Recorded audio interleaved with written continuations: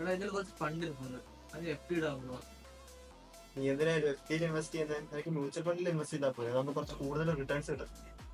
Mutual ഫണ്ടിനകത്ത് risk അല്ലേടാ, ഇത് risk എടുക്കാൻ നല്ലത്. അതും ശരിയാ, റിസ്ക് ആണ്. എടാ അപ്പൊ നിനക്ക് റിസ്ക് എടുക്കാനും വയ്യ, നല്ല റിട്ടേൺസും വേണം. അങ്ങനെയാണെങ്കിൽ നീ മ്യൂച്വൽ ഫണ്ടിൽ ഇൻവെസ്റ്റ് ചെയ്യേണ്ട, എഫ് ഡിയിൽ ഇടണ്ട. നീ എന്ത് ചെയ്യണം? ബോണ്ട് മാർക്കറ്റിൽ ഇൻവെസ്റ്റ് ചെയ്യണം. അതെന്താണ് ഈ ബോണ്ട് മാർക്കറ്റ്? എടാ ബോൺസ് എന്ന് പറയുമ്പോൾ ഒരു ഫിക്സ്ഡ് ഇൻകം ഇൻസ്ട്രുമെന്റ് ആണ്. ഇതിൽ കോർപ്പറേറ്റ് ബോൺസും വരുന്നുണ്ട്, ഗവൺമെന്റ് ബോൺസും വരുന്നുണ്ട്.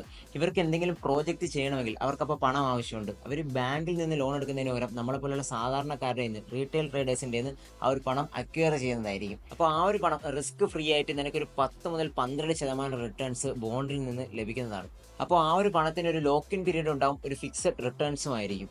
അതിൽ നിനക്ക് നല്ല ബോണ്ട് ഏതാണെന്ന് മനസ്സിലാക്കാനായിട്ട് അതിനൊരു ക്രെഡിറ്റ് റേറ്റിംഗ് ഉണ്ടാവുന്നതായിരിക്കും. അതിലൊരു A, triple A, double A എന്നുള്ള രീതിയിലായിരിക്കും ആ ഒരു റേറ്റിംഗ് വരുന്നത്.